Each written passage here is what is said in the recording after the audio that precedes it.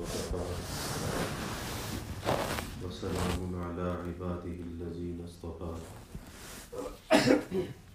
أما بعد فأعوذ بالله من الشيطان الرجيم بسم الله الرحمن الرحيم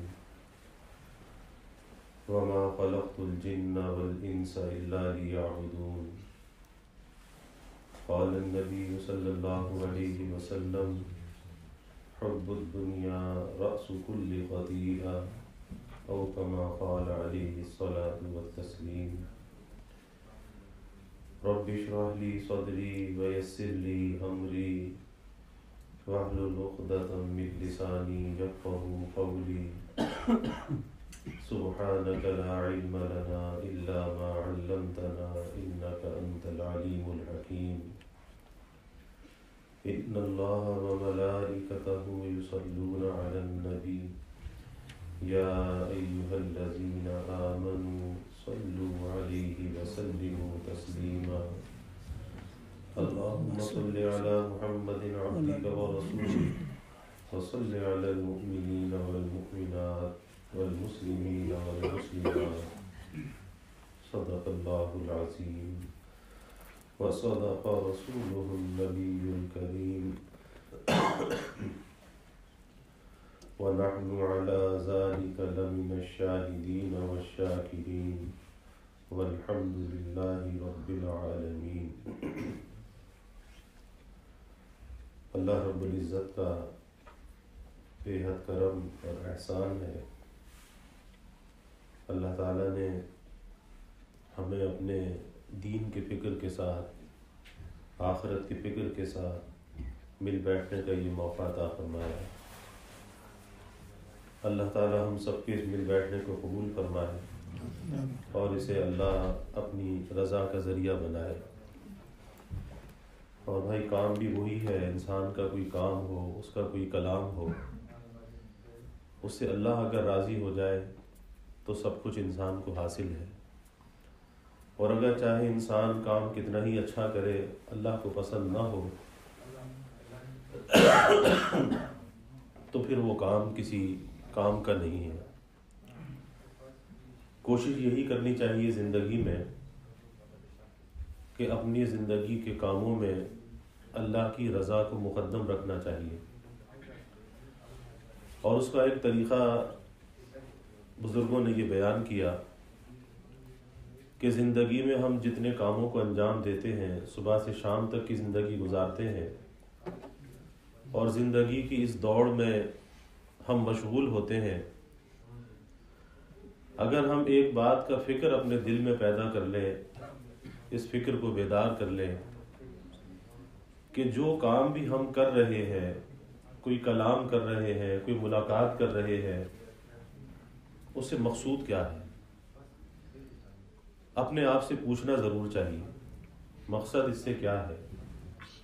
اگر اس سے مقصد اللہ کو راضی کرنا ہے تو وہ کام، وہ کلام، وہ ملاقات ضرور کرنی چاہیے کہ جس سے اللہ راضی ہوتا ہو، تو وہ کام، وہ کلام تو آخرت کے لیے ذخیرہ ہے اور آخرت میں نجات کا ذریعہ ہے۔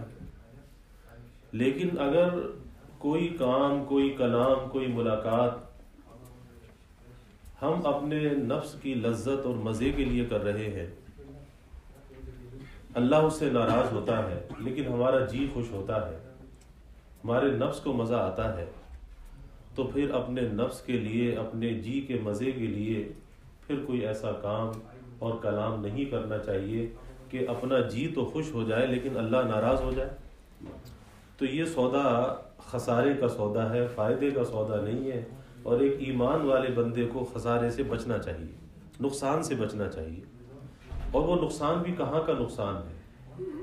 وہ نقصان دنیا کا نقصان بھی ہے اور وہ نقصان آخرت کا نقصان بھی ہے۔ دنیا کا نقصان تو اس اعتبار سے ہے کہ جس وقت میں یا جس وقت کو ہم نے اللہ کی مرضی کے خلاف خرچ کیا، اس کی نامرضی میں خرچ کیا، تو یہ کتنا بڑا نقصان ہے کہ اگر اس وقت کو اللہ کی رضا میں خرچ کرتے کتنا فائدہ حاصل ہوتا۔ اور آخرت کا نقصان وہ ہم سے پوشیدہ نہیں ہے کہ دنیا میں جو کچھ بھی انسان کر رہا ہے کل قیامت کے دن اسے حساب دینا پڑے گا.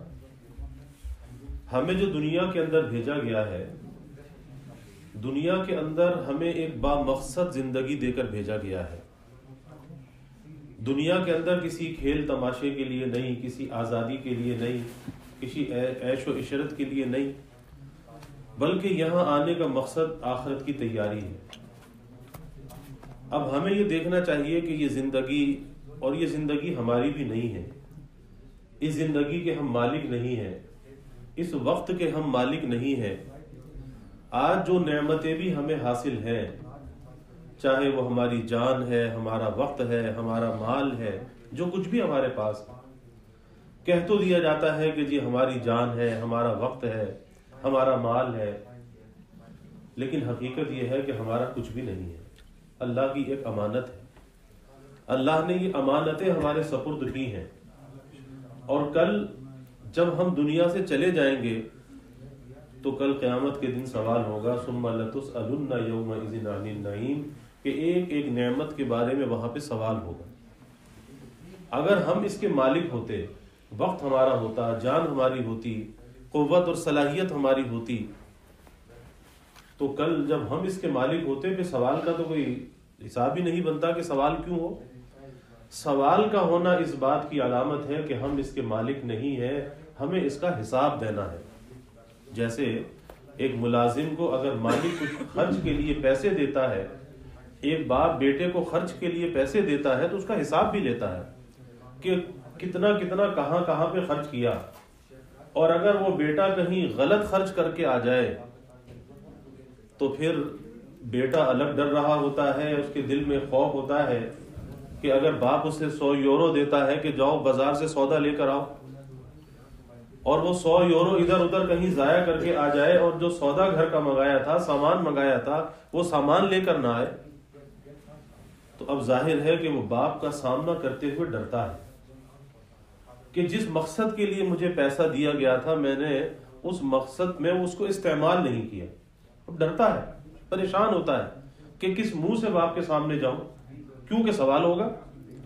اسی طریقے سے اللہ نے جو ہمیں دنیا کے اندر بھیجا ہے تو یہ وقت کا پیسہ، یہ صحت و صلاحیت کا پیسہ ہمارے ہاتھ پہ رکھ کے بھیجا ہے، اور ہمیں اللہ نے عقل و شعور بھی دیا ہے، اچھے اور برے کی شناخت بھی دی ہے، نفع اور نقصان کی پہچان بھی دی ہے کہ اس زندگی کے سرمایہ کو کہاں پر تم نے خرچ کرنا ہے اور کہاں خرچ کرنے سے اس کو بچانا ہے.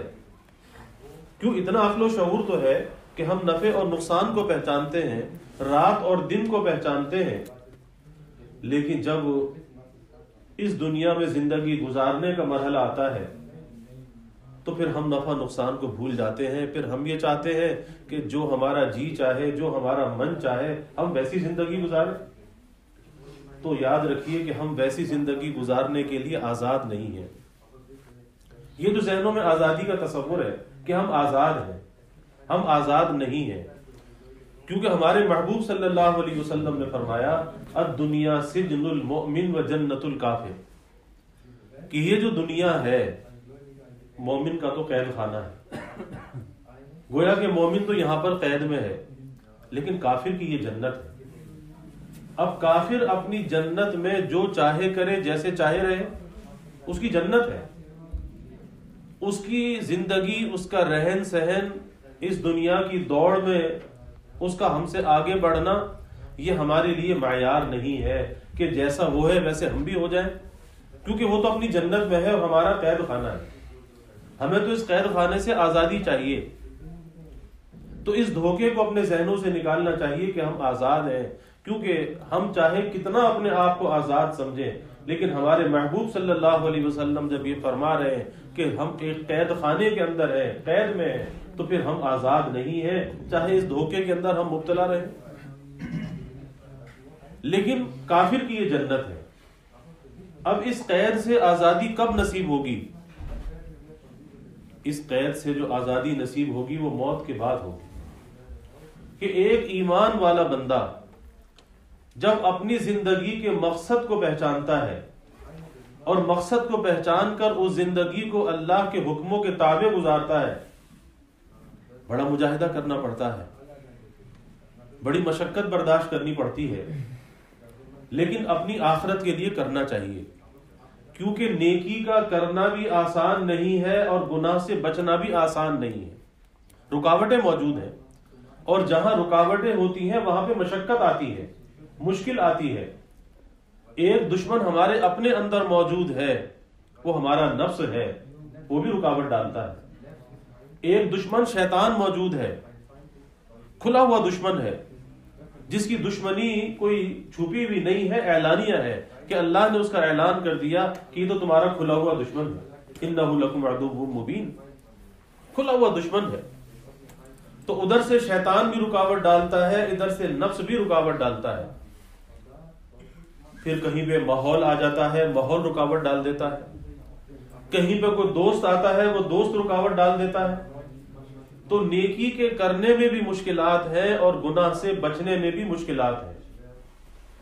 لیکن جب ایک انسان اپنی زندگی کو، اور یہ سب کچھ کر سکتا ہے، مشکل نہیں ہے، کیونکہ اللہ نے انسان کو کسی ایسی چیز کا مکلف نہیں بنایا جو اس کے اختیار اور ارادے کے اندر نہیں ہے، جس کو وہ نہیں کر سکتا، کیونکہ اللہ نے فرمایا لا یکلف اللہ نفسا الا وسعها، کہ کسی ایسی چیز کی تکلیف نہیں دی کہ جس کو وہ نہ کر سکتا ہو، نہ بچ سکتا ہو۔ اللہ نے کسی ایسی چیز کا مکلف نہیں بنایا، یعنی کرنا بھی ہمارے اختیار میں ہے اور بچنا بھی ہمارے اختیار میں ہے۔ اور اگر کوئی غیر اختیاری چیز ہے کہ جسے ہم نہیں کر سکتے، نہیں بچ سکتے، کل قیامت کے دن اس کا ہم سے سوال بھی نہیں ہوگا۔ ہم سے جو سوال ہوگا قیامت کے دن وہ اختیاری کے بارے میں ہوگا، غیر اختیاری کے بارے میں نہیں ہوگا۔ تو شریعت نے جو کچھ ہم پر لاگو کیا ہے، جن شرائط کو ہم پر لگایا ہے، جو پابندیاں ہم پر لگائی ہیں، جو کرنے کے کام بتائے، جو بچنے کے کام بتائے، اس میں سے کوئی ایک بھی ایسا نہیں ہے جو ہمارے اختیار میں نہ ہو۔ لیکن اس کے لیے کس چیز کی ضرورت ہے؟ اس کے لیے ایک چیز کی ضرورت ہوتی ہے کہ اگر انسان اپنے اندر ایک عزم اور ارادہ پیدا کر لے، عزم اور ارادہ، تو اس عزم و ارادے کے ساتھ پھر ہر مشکل کو وہ شکست دے سکتا ہے، عزم و ارادے کے ساتھ۔ جیسے آپ حضرات اسٹوڈنٹ ہیں، طالب علم ہیں، اور مختلف ملکوں سے یہاں پر آئے ہوئے ہیں علم حاصل کرنے کے لیے، ظاہر اس میں بھی مشقت آسان نہیں، اپنا وطن چھوڑنا، اپنے گھر کا آرام چھوڑنا، اور پھر یہاں کی مشقتوں کو برداشت کرنا، کن کن مراحل سے گزر کر اس ڈگری کو حاصل کرنا، یہ آسان کام نہیں ہے، بڑا مشکل کام ہے۔ اور ہر طالب علم اس مشقت کے مرحلے سے گزرتا ہے، اس مشقت کا وہ عادی ہوتا ہے، لیکن اس کے سامنے ایک منزل ہوتی ہے کہ مجھے ماسٹرز کرنا ہے، مجھے پی ایچ ڈی کرنا ہے۔ کس لیے کرنا ہے؟ کہ دنیا کے اندر کوئی اچھا منصب مل جائے، اچھی عزت مل جائے، دنیا کی زندگی آرام کے ساتھ گزر جائے، میری بھی گزر جائے، میرے گھر والوں کی گزر جائے۔ اب اس کے لیے کس چیز کی ضرورت ہے؟ ایک عزم اور ارادے کی ضرورت ہے، کہ وہ عزم اور ارادہ انسان کے اندر ایسا ہوتا ہے کہ اسے اپنے وطن کو چھوڑنے پر مجبور کر دیتا ہے، اور پھر وہ دیار غیر کے اندر آ کر وہاں کے تھپیڑوں میں، مشکلات میں اپنی زندگی کو گزارتا ہے، لیکن اس کا عزم اور ارادہ ایسا ہوتا ہے کہ اس منزل کو وہ حاصل کر لیتا ہے عزم و ارادے کے ساتھ۔ مشکلات تو بہت ہوتی ہیں، یہ نہیں کہ مشکلات نہیں ہیں۔ تو جیسے دنیا کی ایک ڈگری کو حاصل کرنے کے لیے کتنی مشکلات سے ہم گزرتے ہیں، صرف پیش نظر ایک بات ہوتی ہے کہ دنیا کے اندر عزت کے ساتھ گزر جائے، بہت اچھی بات ہے، بری بات نہیں ہے، بہت اچھی بات ہے کہ دنیا کے اندر انسان عزت کے ساتھ اپنی زندگی کو گزار لے، اس سے اچھی اور کیا بات ہوگی؟ لیکن یہ سوچ ابھی محدود ہے، اس سوچ کے اندر تھوڑی وسعت ہونی چاہیے کہ جیسے دنیا کے اندر عزت کے ساتھ گزر جائے تو اس کے بعد جو آنے والی زندگی ہے وہاں بھی تو عزت کے ساتھ گزر جائے۔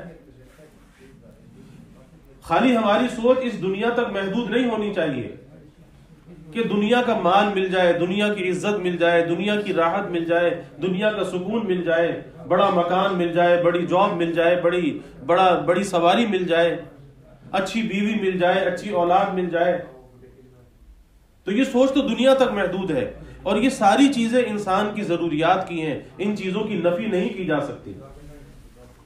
لیکن اس کے ساتھ ساتھ اپنی سوچ کو یہاں تک محدود نہیں کرنا چاہیے. یہ ہمارا ایمان اس سے آگے کا ہم سے تقاضا کرتا ہے، ہمارا دین اس سے آگے کا ہم سے تقاضا کرتا ہے، اور وہ تقاضا ہم سے یہ کرتا ہے کہ ان سارے کاموں کو انجام دیتے ہوئے اپنی آخرت کو نہ بھولو، اور ان سارے کاموں کو انجام دیتے ہوئے اس آخرت کی تیاری بھی کرتے رہو.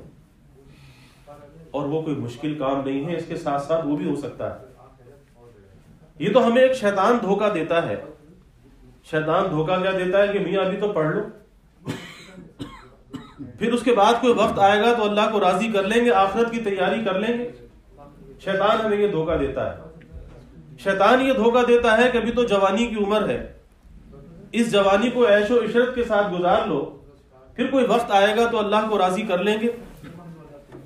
تو یاد رکھیے کہ ہم میں سے کسی کو پتہ نہیں کہ اس کی زندگی کی شام کب ہو جائے. کسی کو معلوم نہیں ہے کب زندگی کی شام ہو جائے، کب رخصتی کا پروانہ تھما دیا جائے، اور اللہ سے جو ملاقات ہے وہ کس حال کے اندر ہو. اللہ سے بھی تو ملاقات ہونی ہے، ہمارا ایمان ہے، یقین ہے. وہ جو اللہ سے ملاقات ہے وہ کس حال کے اندر ہو. کیا ہم یہ چاہتے ہیں کہ یہاں تو قید ہے ہی دنیا کے قید خانے کے اندر، تو کیا ہم یہ چاہتے ہیں کہ یہاں سے جانے کے بعد بھی آزادی نہ ملے اور یہاں سے جانے کے بعد پھر قید کر دیے جائے؟ ہاں، کافر تو یہاں سے جانے کے بعد قید ہوگا کیونکہ وہ یہاں پہ آزاد ہے، اور ایسا قید ہوگا کہ ہمیشہ ہمیشہ کی قید کے اندر ہوگا، پھر اس کے لیے کوئی نجات نہیں ہے. لیکن ایمان والے بندے کا تو مشن یہ ہونا چاہیے، کوشش یہ ہونی چاہیے، عزم و ارادہ یہ ہونا چاہیے کہ دنیا کے اندر اپنی آخرت کے لیے جیسے دنیا کے لیے تکلیف کو برداشت کرتا ہے تو اپنی آخرت کے لیے بھی کوشش کرتا رہے، اس کے لیے تکلیف کو برداشت کرتا رہے، اور ایک وقت ایسا آئے کہ دنیا سے جب جائے اللہ کی رضا کے ساتھ جائے، اللہ کو راضی کر کے جائے. اور بالخصوص نوجوانی کی جو عمر ہوتی ہے، اس جوانی کی عمر کے اندر اللہ تعالیٰ بہت انسان کے اندر جسمانی ذہنی صلاحیت عطا فرماتا ہے. ان جسمانی اور ذہنی صلاحیتوں کو صرف اپنی دنیا کے لیے وقف نہیں کرنا چاہیے بلکہ ان صلاحیتوں سے آخرت کے لیے بھی کام لینا چاہیے. وہ خالی دنیا کے لیے نہیں ہے، اس سے اپنی آخرت کے لیے بھی کام لینا چاہیے. اور ایسا نہیں ہے کہ اگر ہم نے ان صلاحیتوں کو آخرت کے لیے استعمال کرنا شروع کیا تو ہماری وہ صلاحیتیں دنیا کے لیے کم ہونا شروع ہو جائیں گی. ایسا بھی نہیں ہے، بلکہ اگر ہم نے ان صلاحیتوں کو آخرت کے لیے استعمال کرنا شروع کیا تو واللہ حقیقت یہ ہے کہ ان صلاحیتوں کے اندر اور نکھار آئے گا، اس کے اندر یکسوئی آئے گی. وہ کس وجہ سے کہ جب انسان اللہ کو راضی کرنے کا مشن اپنا لیتا ہے، اپنی زندگی کا مشن بنا لیتا ہے کہ میں نے اپنی زندگی کو اللہ کی رضا کے تابع گزارنا ہے، اس کی مرضیات کے تابع گزارنا ہے، ہر طرف سے یکسو ہو جاتا ہے، ہر طرف سے کٹ جاتا ہے، اور اس کے اندر ایک ایسا اطمینان اور یکسوئی آ جاتی ہے. اس اطمینان اور یکسوئی کی وجہ سے اس کی جسمانی اور ذہنی صلاحیتیں بڑھنے لگتی ہیں، وہ گھٹنے نہیں لگتی، وہ بڑھنے لگتی ہیں. کس وجہ سے؟ یکسوئی کی وجہ سے. اور جب انسان اس مشن کو چھوڑ دیتا ہے اور پھر دنیا کے پیچھے بھاگنے لگتا ہے تو پھر یہاں تو وہ حالت ہے کہ خواہشات کے پیچھے بھاگتا ہے، اور خواہشات کی کوئی حد نہیں ہوا کرتی. حضرت علی کرم اللہ وجہ فرمایا کرتے تھے، فرماتے تھے کہ بھائی ضرورت تو ایک بھکاری کی بھی پوری ہو جاتی ہے، ضرورت تو ایک بھکاری کی بھی پوری ہو جاتی ہے، لیکن خواہشات بادشاہوں کی بھی پوری نہیں ہوتی. تو خواہشات کا بندہ نہیں بننا چاہیے، اللہ کا بندہ بننا چاہیے. اور جو خواہشات کے پیچھے بھاگنے والا ہے کبھی بھی اس کے اندر چین اور اطمینان نہیں ہوگا، اسے وہ دولت نصیب نہیں ہوگی، ہمیشہ انتشار کا شکار ہوگا، کیونکہ خواہشات کی کوئی انتہا نہیں ہے، کوئی انتہا نہیں ہے. زندگی تو قناعت کے ساتھ گزرتی ہے، زندگی تو توکل کے ساتھ گزرتی ہے، اور زندگی تو آخرت کی کوشش کے ساتھ گزرتی ہے. اور وہی زندگی لذت اور مزے والی ہوتی ہے. اور اگر آدمی اس راستے کو چھوڑ دیتا ہے تو پھر وہ زندگی کیا زندگی ہے کہ ایک باپ اگر بیٹے سے ناراض ہو جائے اس کی زندگی کا سکون چلا جاتا ہے, اور اگر اللہ بندے کے سے ناراض ہو جائے کیا زندگی کے اندر سکون آ سکتا ہے؟ یہ تو اللہ تعالیٰ کا حلم ہے, برداشت ہے, اس کا عفو درگزر ہے کہ باوجود اس کے کہ ہم اس رب کو ناراض کرتے ہیں, اس کی حکم عدولی کرتے ہیں, وہ ہماری خرابیوں پر ستاریت کی چادر ڈالتا ہے, ہمارے عیبوں کو چھپاتا ہے, ہماری خرابیوں کو چھپاتا ہے.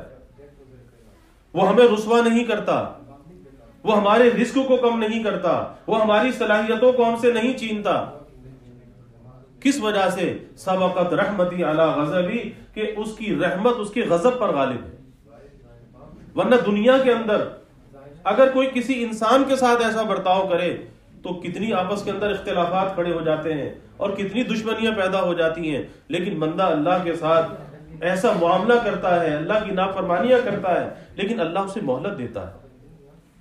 اللہ یہ چاہتا ہے کہ میرا بندہ یہ توبہ کر لے, میرا بندہ میرے قریب آ جائے, تو اللہ مہلت بھی دیتا ہے اور اس کے ساتھ ساتھ رسوا بھی نہیں کرتا. حالانکہ اگر وہ رسوا کرنا چاہے تو ساری دنیا اس کی رسوائی سے کسی کو بچا نہیں سکتی, لیکن وہ مہلت دیتا ہے, ستاریت کی چادر ڈال دیتا ہے. اور آج کا یہ زمانہ تو ایسا زمانہ ہے, بات پھر وہی آتی ہے, اور جب بات آئی تو کہنی بھی پڑتی ہے, کیونکہ ہمارے معاشرے کا ایک بہت بڑا المیہ ہے کہ اللہ تو اپنے بندوں کے ساتھ ستاریت کا معاملہ کرتا ہے, ان کی خرابیوں کو چھپاتا ہے, رسوا نہیں کرتا. اور آج ہماری کیفیت یہ ہے کہ آج کے زمانے میں انسان خطا کرتا ہے, اس خطا کو اپنی فیس بک پہ ڈالتا ہے, اپنی فیس بک کو اپڈیٹ کرتا ہے. یعنی اللہ تو اس کی گواہیوں کو مٹاتا ہے اور یہ گواہیاں بڑھاتا ہے. اب یہ عقل کا فطور نہیں ہے تو کیا ہے؟ عقل کا فطور نہیں ہے تو کیا ہے کہ ایک نوجوان کسی کے ساتھ شراب خانے میں چلا گیا, مسلمان تھا, کسی گورے کے ساتھ چلا گیا, وہاں جا کے شراب پی لی, اور جب پہلی دفعہ پی تو دماغ میں فطور آ گیا, شور شرابہ کرنے لگا, پولیس آ گئی, پولیس پکڑ کے اسے پولیس اسٹیشن پر لے گئی. اور وہاں جا کر جب دماغ کسی صحیح حالت پر آیا تو پھر کچھ جرمانہ کیا, اور جرمانہ کر کے چھوڑ دیا, مہلت دے دی. اب اس جرمانے کی جو رسید تھی فیس بک پہ ڈال دی. آپ اندازہ لگائیے کہ کسی کو نہ بھی پتا چلتا تھا تو پتا چل گیا کہ اس نے یہ حرکت کی. اب بتائیے ایک شریف آدمی کا پولیس اسٹیشن پر جانا کوئی اچھائی کی بات ہے یا برائی کی بات ہے؟ تو عقل اتنی مسخ ہو جاتی ہے, عقل میں خرابی آ جاتی ہے کہ انسان جب اللہ کی نافرمانی کرتا ہے, گناہوں کا ارتکاب کرتا ہے, اچھائی اور برائی کے درمیان امتیاز قائم نہیں رہتا, پھر وہ ایسی چیزوں کی خود تشہیر کرنے لگتا ہے. اور آج جتنا سوشل میڈیا ہے آج ایسی خرابیوں سے بھرا پڑا ہے, بھرا پڑا ہے. اور ہم ہیں کہ وہ سوشل میڈیا کے دل دادا ہیں, اس کے اندر اپنی زندگی کے وقت کو برباد کر رہے ہیں, ضائع کر رہے ہیں, اپنی صلاحیتوں کو ضائع کر رہے ہیں. ہمیں یہ نہیں پتا کہ اس کے اندر اپنی صلاحیتوں اور اپنے وقت کو ضائع کر کے آخر ہم حاصل کیا چیز کر رہے ہیں. کچھ انسان کچھ کرتا ہے, کہیں مال خرچ کرتا ہے, کہیں وقت خرچ کرتا ہے, تو اسے کچھ خرچ کرنے کے بعد اس کا کچھ حاصل بھی تو چاہیے ہوتا ہے کہ یہ خرچ کر کے میں نے حاصل کیا کیا. اب ہم نے یہاں پہ اپنے وقت کو خرچ کیا, اب نماز پڑھی تو یہ بھی ہمارا وقت خرچ ہو رہا ہے. اب یہاں ہم مل بیٹھ کر ایک دینی مذاکرہ کر رہے ہیں, ایک آپس میں دینی تبادلہ خیال کر رہے ہیں, یہ بھی ہمارا وقت خرچ ہو رہا ہے. لیکن ہمیں معلوم ہے کہ یہ وقت کارآمد خرچ ہو رہا ہے, یہ وقت ہمارا ضائع نہیں ہو رہا. تو کم از کم اتنا تو انسان کو سوچنا چاہیے کہ جب سوشل میڈیا کی دوڑ میں اپنے اس وقت کو ضائع کرتا ہے, خالی وقت ضائع نہیں ہوتا, جسمانی اور ذہنی صلاحیتیں بھی استعمال میں آتی ہیں. تو وہ وقت بھی ضائع ہوا, جسمانی اور ذہنی صلاحیتیں بھی استعمال کے اندر آئیں, لیکن وہ سب کچھ خرچ کر کے حاصل کیا ہوا؟ سوال تو یہ کہ حاصل کیا ہوا؟ اس سب کا حاصل کیا ہے؟ کوئی اچھی چیز حاصل ہے؟ قطعاً اچھی چیز حاصل نہیں ہے. اس سب کا جو حاصل ہے وہ صرف ایک چیز ہے, اور وہ ہے ذہنی آوارگی کی تسکین. صرف ایک چیز ہے کہ انسان اس طرف کیوں جاتا ہے, اپنے وقت کو، اپنی صلاحیت کو، اپنی قوت کو کیوں ضائع کرتا ہے؟ صرف اس لیے کہ ذہنی آوارگی کی تسکین وہاں سے ہوتی ہے، اس کے علاوہ کوئی چیز نہیں۔ اور یہ تو تسکین کا میں نے نام لے لیا، حقیقت یہ ہے کہ ذہنی انتشار بڑھتا چلا جاتا ہے، بڑھتا چلا جاتا ہے۔ انسان کے اندر حرص و حوث بڑھتی چلی جاتی ہے، شہوت بڑھتی چلی جاتی ہے، ہیجان اس کے اندر بڑھتا چلا جاتا ہے، اور پھر ایسے ایسے واقعات رونما ہو رہے ہیں کہ آج کے زمانے میں انسان انسانیت سے ہٹ کر وہ حیوانیت کی طرف جا رہا ہے، کہ جو کام حیوان نہ کرے وہ آج انسان کر رہا ہے۔ آج ہمارے ملک میں دیکھ لیجئے کہ چھوٹے چھوٹے بچوں کے ساتھ کیا ہو رہا ہے، کہ چھوٹے بچوں کو اٹھا لیا، ریپ کیا، قتل کر دیا۔ آخر یہ حیوانگی کہاں سے آ رہی ہے؟ یہ درندگی کہاں سے آ رہی ہے؟ آخر کوئی چیز تو اس کا سبب بن رہی ہے کہ جس نے انسان کو اس گراوٹ تک پہنچا دیا، اس پستی تک پہنچا دیا۔ اور حدیث شریف میں آتا ہے، اللہ کے حبیب صلی اللہ علیہ وسلم نے فرمایا، کیونکہ آج اس کے ذریعے سے حیا ختم ہو رہی ہے، حیا جو ہمارے ایمان کا حصہ ہے اور ایک قیمتی جوہر ہے کہ جسے اللہ نے ہر انسان کے اندر رکھا ہے، اس جوہر کی حفاظت کرنی چاہیے۔ آج اس جوہر کو ہم ضائع کر رہے ہیں، حیا رخصت ہو رہی ہے۔ اور کس طریقے سے رخصت ہو رہی ہے کہ آج کیفیت یہ ہے کہ اس سوشل میڈیا نے ناجائز تعلقات کا ایک باب کھول دیا ہے، ناجائز تعلقات کا۔ ارے شریعت نے انسان کی شہوت کو پورا کرنے کے لیے حلال ذرائع رکھے ہیں۔ آپ ایک نکاح کیجئے، دوسرا نکاح کیجئے، تیسرا کیجئے، چوتھا کیجئے، کتنی آپ کے اندر قوت اور صلاحیت ہے۔ شریعت اجازت دیتی ہے، شریعت منع نہیں کرتی، لیکن یہ ہمارا انداز زندگی نہیں ہے کہ ناجائز تعلقات، اور اس لعنت نے آج ناجائز تعلقات کو سب سے زیادہ آسان کر دیا ہے۔ اس سے پہلے کبھی ناجائز تعلقات کا قائم کرنا آسان نہیں تھا جتنا آج اس لعنت نے اس ناجائز تعلقات کو آسان کر دیا۔ اور کیفیت یہ ہے کہ اس ناجائز تعلق کے لیے لڑکا کسی ملک کا ہے، لڑکی کسی ملک کی ہے، کہیں پہ لڑکا اس ملک میں پہنچ جاتا ہے لاکھوں روپے خرچ کر کے، اور کہیں لڑکی پہنچ جاتی ہے، آپ اندازہ لگائیے کس لیے؟ ایک شہوت کی تسکین کے لیے۔ تو شرم و حیا رخصت ہوتی چلی جا رہی ہے، اور یہاں تک نوبت آ چکی ہے کہ شادی شدہ مرد ہے، شادی شدہ عورت ہے، لیکن ناجائز تعلقات کے اندر مبتلا ہے۔ کہ جس مرد کو اللہ نے بیوی کی دولت سے نوازا ہو، اور جس بیوی عورت کو اللہ نے شوہر کی نعمت سے نوازا ہو، اولاد کی نعمت سے نوازا ہو، تصور انسان کر سکتا ہے کہ ناجائز تعلقات؟ آخر کس چیز نے؟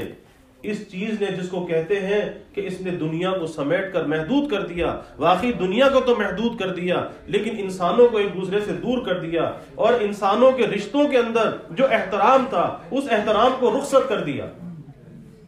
شرم و حیا جاتی رہی۔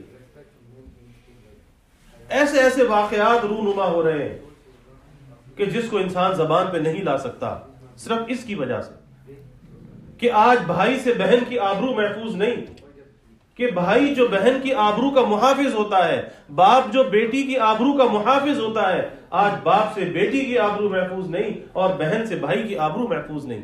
کس وجہ سے؟ اس نہج تک کیسے پہنچے؟ کسی چیز نے پہنچایا، کسی چیز نے پہنچایا، اور قصور کسی اور کا نہیں، قصور تو اپنا ہے کہ ہم ایسے راستوں کے راہی کیوں بنے، ایسے راستوں پر کیوں چلنے لگے کہ جس کا انجام تباہی اور بربادی تھی، کہ جہاں پر رشتوں کا ادب اور احترام ختم ہو گیا۔ تو بھائی ہمیں سوچنا چاہیے۔ میں یہ عرض کر رہا تھا کہ نیکی کے کرنے میں بھی مشقت ہے، اور گناہ سے بچنے میں بھی مشقت ہے، اور دنیا کے اندر ہم مشقت کے عادی ہیں۔ ہم یہ نہیں کہہ سکتے کہ مشقت کے عادی نہیں ہے، تو مشقت کیسے کریں؟ مشقت کے ہم عادی ہیں۔ کیسے عادی ہیں؟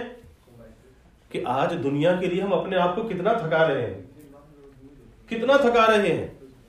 ذرا انسان اندازہ تو کرے، حساب تو لگائے کہ دنیا کے اندر اس کو کتنا رہنا ہے، دنیا میں کتنا جینا ہے، اور آخرت میں کتنا رہنا ہے۔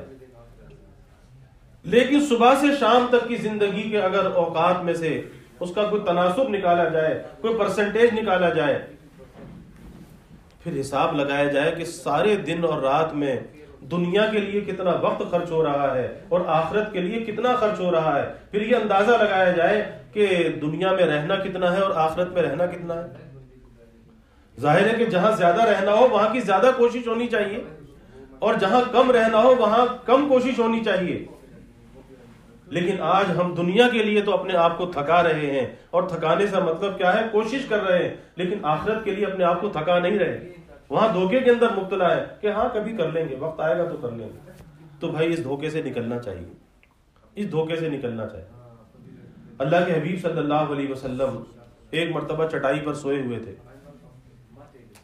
اس لیے عرض کر رہا ہوں کہ جس دنیا کو ہم سب کچھ سمجھے بیٹھے ہیں، اس دنیا کی حقیقت کیا ہے؟ آپ جب بیدار ہوئے تو آپ کے بدن مبارک پر چٹائی کے نشان تھے۔ صحابہ نے جب یہ منظر دیکھا کہ ہمارے محبوب کے بدن پر چٹائی کے نشان ہیں، آنکھوں میں آنسو آ گئے۔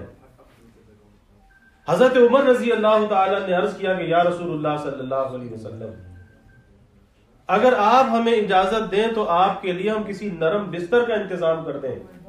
یہ قیصر و کسریٰ کے جو بادشاہ بڑے بڑے محلات میں رہتے ہیں، عالی شان نرم بستروں پر یہ سوتے ہیں، تو آپ اگر ہمیں اجازت دیں آپ کے لیے کسی نرم بستر کا انتظام کر دیں کہ آپ کی یہ کیفیت دیکھی نہیں جاتی کہ چٹائی کے نشان اور بدن مبارک پر۔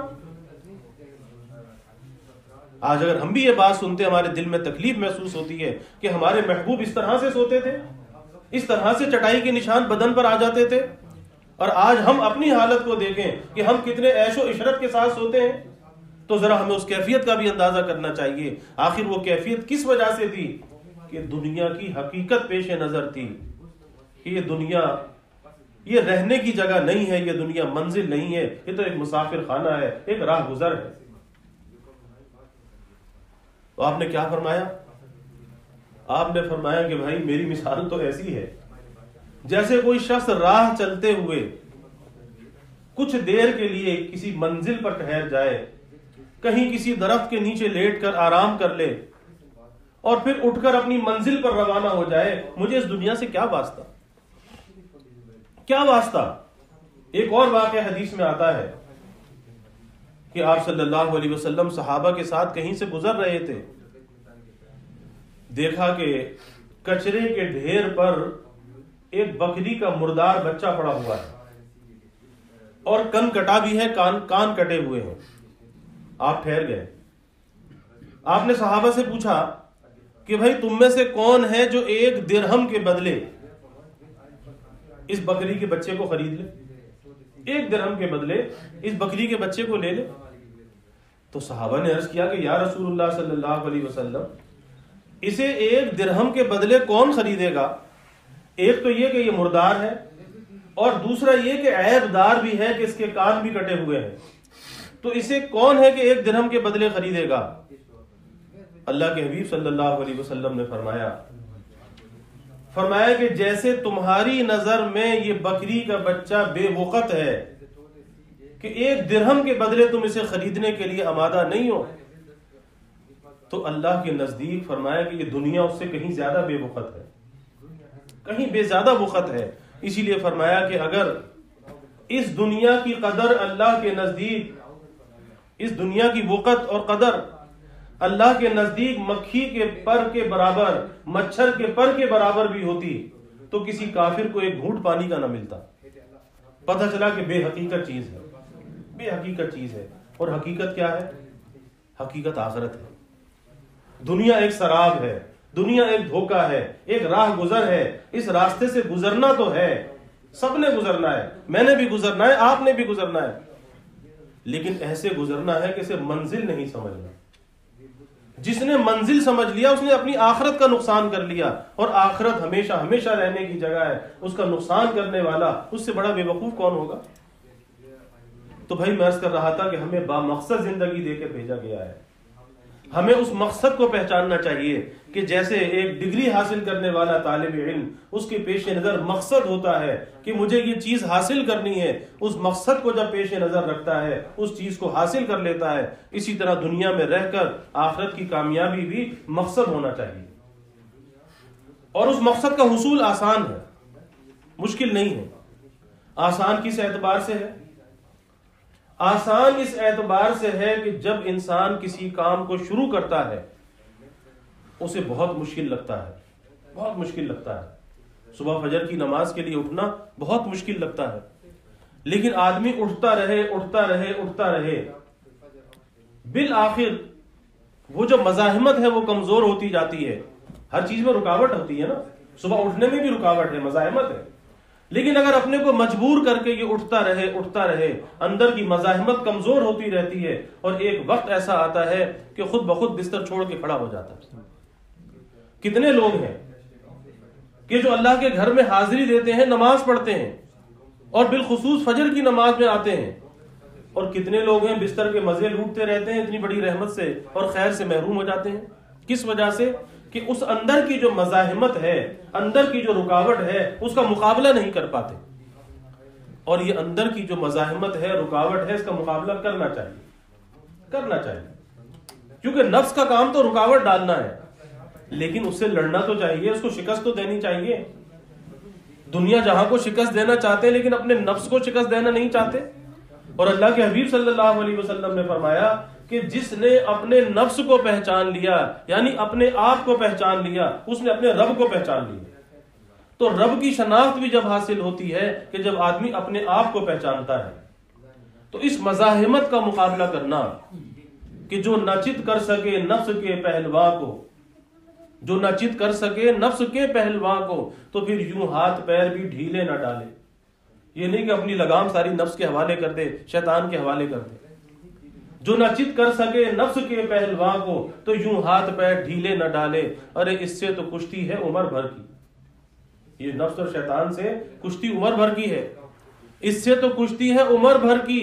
کبھی یہ دبا لے کبھی تو دبا لے، مقابلہ تو کر، پھر دیکھ کے کیسے اس کو شکست دیتا ہے۔ اور یہ کشتی لڑنی چاہیے، کوشش ضرور کرنی چاہیے، یہ مقابلہ ضرور کرنا چاہیے۔ حضرت مولانا مظفر حسین کاندھلوی رحمۃ اللہ علیہ ہمارے اکابر میں سے ہوئے، بڑے علماء میں سے ہندوستان میں۔ تو ایک مرتبہ مسجد میں گئے، دیکھا کہ مسجد کا مؤذن ایک نوجوان کو ڈانٹ رہا ہے، اور وہ نوجوان کیا تھا کہ مسجد میں آ کے مسجد کے غسل خانے میں غسل کرتا تھا، کہ روزانہ مسجد میں آ جاتا ہے، مسجد کے گھڑے توڑتا ہے، ایک ٹائم کی نماز نہیں پڑھتا، اسے ڈانٹ رہا تھا۔ تو حضرت جب تشریف لائے، حضرت نے پوچھا بھائی اسے کیوں ڈانٹ رہا ہے؟ کہ حضرت ایک ٹائم کی نماز تو پڑھتا نہیں اور مسجد میں آ کے روز نہاتا ہے۔ حضرت نے کہا تجھے کیا پتا کہ یہ نماز پڑھتا ہے یا نہیں پڑھتا؟ ارے کسی اور مسجد میں پڑھ لیتا ہوگا، ارے گھر میں پڑھ لیتا ہوگا۔ اللہ والے بڑی حکمت کے ساتھ کلام کرتے ہیں، کسی کی تذلیل نہیں کرتے، کسی کی تحقیر نہیں کرتے۔ کیا تجھے بتا کر نماز پڑھے؟ فرمایا کہ چل تو جا اپنا کام کر۔ پھر اس نوجوان کو بلایا، اس سے پوچھا کہ بھائی کیا کرتے ہو؟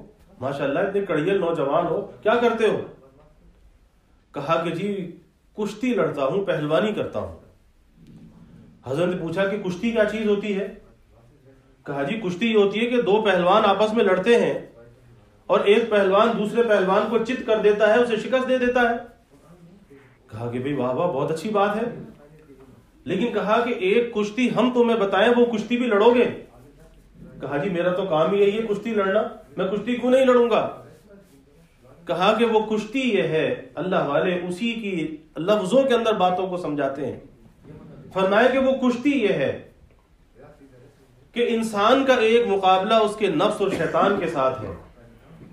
تو جب تمہارا نفس تمہیں کسی گناہ پر ورغلائے، اب اس سے مقابلہ کر کے اسے شکست دینی ہے کہ وہ گناہ نہیں کرنا، اس نفس کو شکست دینی ہے۔ اور ہم کیا کرتے ہیں؟ ہم نفس سے شکست کھا جاتے ہیں، نفس سے شکست کھا کے پھر بھی اپنے کو فاتح سمجھتے ہیں۔ ارے یہ کیسا فاتح ہے کہ نفس سے شکست کھا رہا ہے اور اپنے کو فاتح سمجھ رہا ہے؟ فاتح تو وہ ہے کہ جس کی تقاضا پیدا ہوا کہ کسی کو آنکھ سے دیکھ لے اور اس نے آنکھ کو جھکا لیا، آنکھ کو نیچے جھکا لیا، اب اس نے اپنے نفس کو شکست دے دی۔ اور یہ شکست دینا ایسا ہے، اللہ کے حبیب صلی اللہ علیہ وسلم نے اس نفس کو شکست دینے پر بشارت بیان فرمائی۔ آپ نے فرمایا کہ جس نے ایسے موقع پر اپنی آنکھ کو جھکا لیا، اللہ سے ڈر کر، اللہ کے حکم کو سن کر اپنی آنکھ کو نیچے کر لیا، فرمایا کہ اللہ اسے باحلاوت عبادت کی توفیق عطا فرماتا ہے، عبادت کی لذت اپنے دل کے اندر وہ محسوس کرتا ہے۔ یہ ہے نفس کو شکست دینا۔ اور آج شکست کھا کے بھی فاتح بنے ہوئے ہیں۔ کہاں کے فاتح ہیں بھائی؟ تو کہا کہ جب تیرا نفس تجھے کسی اللہ کی نافرمانی کی طرف لے جائے، گناہ کا تقاضا پیدا ہو، اب تو نے اپنے نفس کا کہنا نہیں ماننا، اس نفس کو شکست دینی ہے، تو نے گناہ نہیں کرنا۔ کہتا جی بہت اچھا، میرا تو کام ہی یہی ہے۔ اور کہا کہ جب کسی نیکی کا موقع ہو، نماز پڑھنے کا موقع ہو، اور تیرا نفس یہ کہے کہ نماز نہ پڑھ، نیکی نہ کر، اب یہاں پر نفس کو شکست دینی ہے، تجھے اس نیکی کو کرنا ہے، اس نفس کی خلاف کرنا ہے، اس کی خواہش کے خلاف کرنا ہے۔ کہا جی بہت اچھا، میرا تو کام یہی ہے۔ تو چند لفظوں میں ایک نوجوان کو نیکی کے راستے پر ڈال دیا۔ اور نیکی کا راستہ کیا ہے؟ نیکی کا راستہ اللہ کی اطاعت کا راستہ ہے، جو گناہوں سے بچ کر حاصل ہوتا ہے۔ اور پہلی چیز یہی ہے کہ ایک آدمی مسجد میں بھی آتا رہے، نمازیں بھی پڑھتا رہے، لیکن باہر جا کر گناہوں سے نہ بچے، باہر جا کر جھوٹ نہ چھوڑے، باہر جا کر فحش کلامی نہ چھوڑے، بد کلامی نہ چھوڑے۔ پھر بات وہی آتی ہے کہ آج اگر آدمی اپنی زبان سے فحش کلامی نہیں کر رہا، آج اس سوشل میڈیا کے ذریعے سے کر رہا ہے۔ آج اگر ویسے کسی برائی کو نہیں پھیلا رہا، آج اس سوشل میڈیا کے ذریعے سے پھیلا رہا ہے۔ اور لوگ اسے تفریح کے لیے کرتے ہیں کہ ادھر سے کوئی پوسٹ آئی اور ادھر سے آگے بھیج دی۔ بھائی وہ برائی جتنی آگے بڑھتی رہے گی، جتنے لوگ اس برائی کو دیکھتے رہیں گے، سارا گناہ تمہارے نامہ اعمال میں لکھا جائے گا۔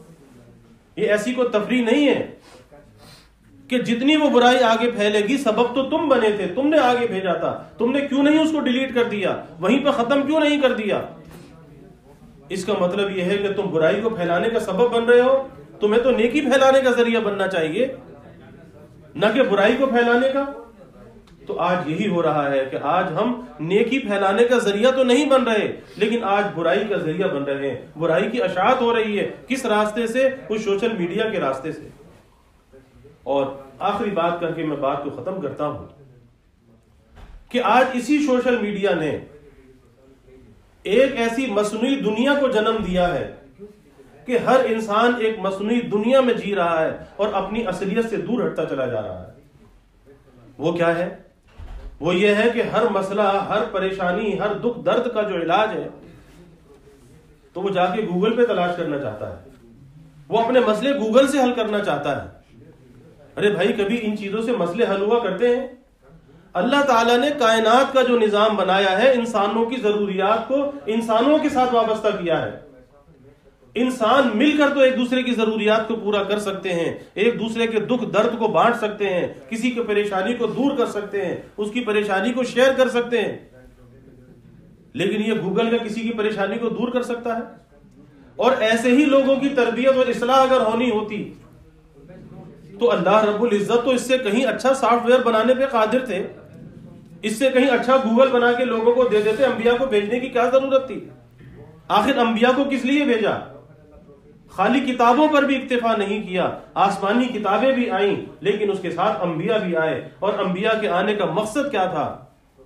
لوگوں کو ایک عملی نمونہ دکھانا کہ دیکھو زندگی کیسے گزرتی ہے، جیسے اس نبی کی زندگی ہے ایسی زندگی تم بنا لو، تم بھی کامیاب ہو جاؤ گے۔ جو تعلیم یہ نبی دیتا ہے، اس تعلیم پر تم بھی چلنے لگو، تم بھی کامیاب ہو جاؤ گے۔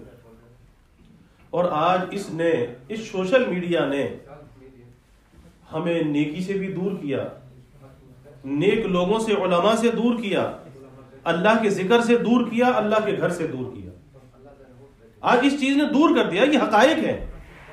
اگر میری بات سمجھ میں نہ آئے تو کبھی تنہائی میں بیٹھ کر ضرور سوچنا کہ کوئی کچھ کہہ کر گیا تھا، حقیقت سمجھ میں آ جائے گی۔ اگر ابھی سمجھ میں نہ آئے تو تنہائی میں بیٹھ کر سوچ لینا، حقیقت سمجھ میں ضرور آئے گی کہ اس نے اللہ کے ذکر سے بھی دور کیا، اللہ کے گھر سے بھی دور کیا، اللہ والوں سے دور کیا، علماء سے دور کیا، نیکی اور خیر سے دور کیا، اور برائی پھیلانے کے اندر لگا دیا، فحاشی پھیلانے کے اندر لگا دیا، ذہنی آوارگی کے اندر مبتلا کر دیا۔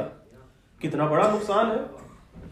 تو بھائی ہمارے لیے راستہ ایک ہی ہے، ایک ہی راستہ ہے کہ آج مسجد میں تعلیم ہوتی ہے، نماز پڑھ کے لوگ بھاگ جاتے ہیں، نکل جاتے ہیں، یہ نہیں سوچتے کہ اگر 5-7 منٹ کی تعلیم کے اندر اگر ہم بیٹھ گئے کتنا فائدہ ہوگا۔ اور یہ خیر کے سلسلے ہر مسجد کے اندر موجود ہیں، تعلیم و تعلم کا، تعلیم و تدریس کے سلسلے بھی ہیں، دعوت و تبلیغ کے سلسلے بھی ہیں، اصلاح و تزکیہ کے سلسلے بھی ہیں، لیکن ہم کیوں نہیں جڑتے؟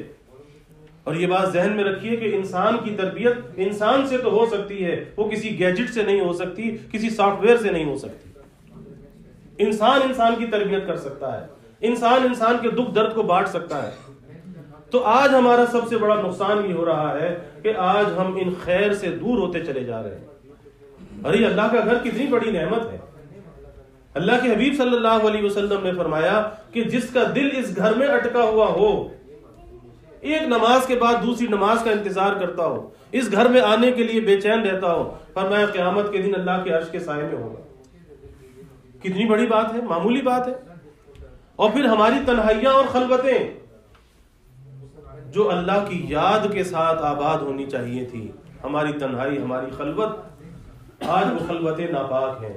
کس چیز سے ناپاک ہیں؟ اسی سوشل میڈیا سے ناپاک ہیں۔ آج وہ خلوتیں پاک نہیں، ناپاک ہیں۔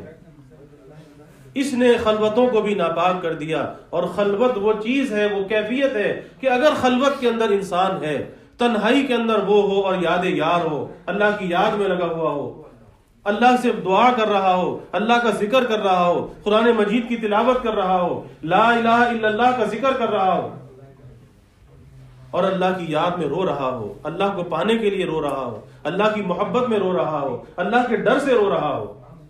اللہ کے حبیب صلی اللہ علیہ وسلم نے فرمایا کہ اس ڈر سے، اس محبت سے، اس خوف سے، اس کی آنکھ سے جو آنسو نکلتا ہے، اس کے جسم کے جس حصے پر لگ جاتا ہے، اللہ اس کو دوزخ کی آگ کو حرام کر دیتا ہے۔ آج رونے والے کم ہیں، ہنسنے والے زیادہ ہیں۔ رونے والے ختم ہوتے چلے جا رہے ہیں، کم ہوتے چلے جا رہے ہیں۔ آج ہنسنے والے تو بہت ہیں، کیونکہ زندگی کو ایک شغل سمجھ لیا، ایک وقت گزاری کا ذریعہ سمجھ لیا۔ یہ کوئی شغل نہیں ہے، یہ کوئی وقت گزاری کا ذریعہ نہیں ہے۔ اس کا ایک ایک سانس قیمتی ہے، اس کا ایک ایک لمحہ قیمتی ہے۔ اگر یہاں سمجھ میں نہیں آتا تو قبر میں جا کے سمجھ میں آئے گا، لیکن اس وقت انسان کر کچھ نہیں سکے گا، کچھ نہیں کر سکے گا۔ پھر پتا چلے گا کہ ایک مرتبہ اللہ کہنے کا کتنا فائدہ تھا، ایک مرتبہ سبحان اللہ کہنے کا کتنا فائدہ تھا، لیکن قبر میں جا کے ہو کچھ نہیں سکے گا، کیونکہ دنیا دار العمل ہے اور وہ دار الجزا ہے۔ وہاں تو جو یہاں کر کے جائے گا اس کا صلہ وہاں پہ پائے گا، لیکن حقیقت منکشف ہو جائے گی، موت کے ساتھ منکشف ہو جائے گی۔ اس لیے بھائی کسی دھوکے میں نہیں رہنا چاہیے، مقصد کو پہچاننا چاہیے، مقصد کیا ہے، اور مقصد اللہ نے بیان کیا، وما خلقت الجن والانس الا لیعبدون، کہ جنات اور انسان کی تخلیق کا مقصد سوائے اس کے اور کچھ نہیں ہے کہ انہیں اللہ کی عبدیت اور غلامی کے لیے پیدا کیا گیا۔ اب مجھے بھی دیکھنا چاہیے، آپ کو بھی دیکھنا چاہیے کہ اللہ کی عبدیت اور غلامی کے حصول میں لگے ہوئے ہیں، ہماری زندگی اس راستے پر ہے یا نہیں ہے۔ اللہ سے ہر نماز میں کہتے تو ہیں اہدنا الصراط المستقیم، کہ صراط مستقیم کی ہدایت مانگتے ہیں۔ کبھی سوچا کہ اس راستے پر چل رہے ہیں یا نہیں چل رہے، چلنے کی کوشش کر رہے ہیں یا نہیں کر رہے؟ اور جو انسان کوشش کرتا ہے اللہ اس کی کوشش کو ناکام نہیں کرتا، اللہ کوشش کو ضرور کامیاب کرتا ہے۔ کم از کم کوشش تو کرنی چاہیے، کوشش میں کیا حرج ہے بھائی، کرنی تو چاہیے۔ تو بھائی ہمیں سوچنا چاہیے کہ ہم نے مقصد زندگی کو پہچانا یا نہیں پہچانا، اس زندگی کی قدر کی یا نہ کی، اس کی صلاحیتوں کی قدر کی، اس کی قوتوں کی قدر کی، آخر اسے کہاں کھپایا، کہاں ضائع کیا۔ کل یہ سب ہم سے سوال ہوں گے کہ زندگی کہاں گزار کے آئے، جوانی کی قوتوں کو کہاں بوسیدہ کر کے آئے، اور مال کو کہاں سے کمایا، مال کو کہاں پہ خرچ کیا۔ کل یہ سارے سوال ہم سے ہونے والے ہیں، اور یہ کوئی اتنا آسان نہیں ہے کہ وہ عدالت اللہ کی عدالت ہوگی۔ آج کسی انسان کی عدالت کے اندر انسان اگر کھڑا ہو، کسی جج کے سامنے کھڑا ہو، تو ٹانگیں کپ کپانے لگتی ہیں۔ اللہ کے سامنے کبھی سوچنا چاہیے، تنہائی میں بیٹھ کے سوچنا چاہیے کہ جب اللہ کی عدالت لگے گی اور وہاں پر ایک ایک چیز کا حساب ہوگا، تو کیا وہاں پر میں اللہ کو جواب دہ ہو سکوں گا؟ اور یہ مراقبات ہیں جو صوفیہ کے یہاں تعلیم کیے جاتے ہیں کہ انسان اس بات کو سوچے کہ اللہ کے سامنے میں نے جانا ہے، کیا سرخرو ہو جاؤں گا، کامیاب ہو جاؤں گا؟ اگر نہیں کامیاب ہوگا تو پھر مجھے گناہ کو چھوڑ دینا چاہیے، پھر مجھے نیکی کو اختیار کرنا چاہیے، پھر مجھے نیکی کے راستے پر چلنا چاہیے۔ اور یہ میں نے عرض کر دیا کہ سب اختیاری ہے، غیر اختیاری کچھ بھی نہیں، کچھ بھی نہیں ہے۔ اس لیے ہمیں اپنی زندگی کا بھائی جائزہ ضرور لینا چاہیے، اور یہ وقت تیزی سے گزر رہا ہے، یہ وقت کا سرمایہ ہمارے ہاتھ سے نکل رہا ہے، یہ ایسی ریت ہے جو ہاتھ سے گرتی چلی جا رہی ہے، نہ معلوم کب آخری ذرہ ہاتھ سے نکل جائے اور سوائے پچھتاوے کے ہمارے پاس کچھ بھی نہ ہو۔ اللہ سے یہی دعا ہے کہ اللہ ہمیں اپنی صحت و صلاحیت کی قدردانی کی توفیق عطا فرمائے، اللہ ہمیں اپنی زندگی کا جو وقت ہے اللہ اس کی قدردانی کی توفیق عطا فرمائے، اور جو اگر ہم نے غفلتوں کے اندر گنوایا ہے اللہ اس پر ہمیں ندامت عطا فرما دے، پشیمانی عطا فرما دے، اللہ اس پر توبہ کی توفیق عطا فرما دے، اور پھر بقیہ زندگی اللہ اپنے راستے کے لیے، اپنے دین کے لیے، اپنی رضا کے لیے اللہ ہمیں قبول فرما لے۔ وآخر دعوانا الحمدللہ رب العالمین،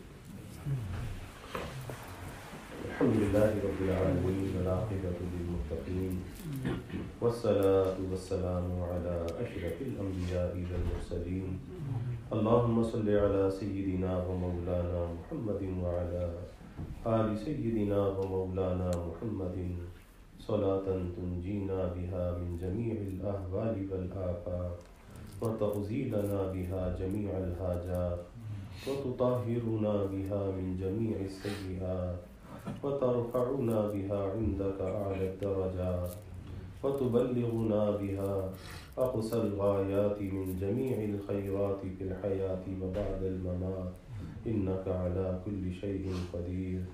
اللهم رب الحل والحرم ورب المشعر الحرام ورب البيت الحرام ورب الركن والمقام، أبلغ لروح سيدنا ومولانا محمد منا السلام.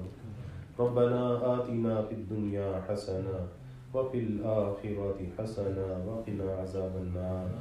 ربنا أتمم لنا نورنا واغفر لنا إنك على كل شيء قدير.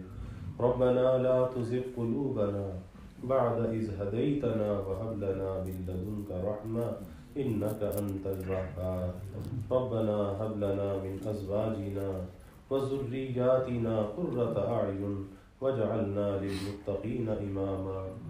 اللهم ألف بين قلوبنا وأصلح ذات بيننا واهدنا سبل السلام ونجنا من الظلمات إلى النور وجنبنا الفواحش ما ظهر منها وما بطن وبارك لنا في أسماعنا وأبصارنا وقلوبنا وأزواجنا وذرياتنا وتب علينا إنك أنت التواب الرحيم. وجعلنا شاكرين لنعمتك مثنين بها قابليها وأتمها علينا. اللهم زدنا ولا تنقصنا وأكرمنا ولا تهنا وأعطنا ولا تحرمنا وآثرنا ولا تؤثر علينا وأرغنا وارض عنا وأرغنا وارض عنا. اللهم إنا نعوذ بك من جهد البلاء ودرق الشقاء وسوء القضاء وشماتة الأعداء. اللهم إنا نعوذ بك من زوال نعمتك وتحول عافيتك وفجاءة نقمتك وجميع سخطك. يا حي يا قيوم برحمتك نستغيث أصلح لنا شأننا كله ولا تكلنا إلى أنفسنا طرفة عين. یا اللہ یا رحمان یا رحیم یا کریم یا ارحم الراحمین یا اکرم الاکرمین. یا اللہ ہمارے گناہوں کو معاف فرما، خطایا سے درگزر فرما. یا اللہ اپنی محبت معرفت عطا فرما، اپنی رضا والی زندگی یا اللہ نصیب فرما. یا اللہ اپنے رضا والے کاموں کی ہمیں توفیق عطا فرما. اپنی مرضیات پہ چلنا یا اللہ آسان فرما، نا مرضیات سے یا اللہ ہماری حفاظت فرما. یا اللہ لمحات زندگی کی قدردانی نصیب فرما. یا اللہ جو لمحات ہم نے غفلتوں میں گنوا دیے اپنے ماضی پر ہمیں ندامت اور پشیمانی عطا فرما. یا اللہ پکی سچی توبہ کی توفیق عطا فرما. توبہ پر ہمیں استقامت نصیب فرما، نیکی اور تقوی والی زندگی عطا فرما. ہر نیکی کی رغبت دلوں میں پیدا فرما، ہر گناہ کی نفرت یا اللہ دلوں میں پیدا فرما. یا اللہ نیکی کا کرنا بھی آسان فرما، گناہ سے بچنا بھی یا اللہ آسان فرما. یا اللہ اپنی تائید اور نصرت کو ہمارے شامل حال فرما.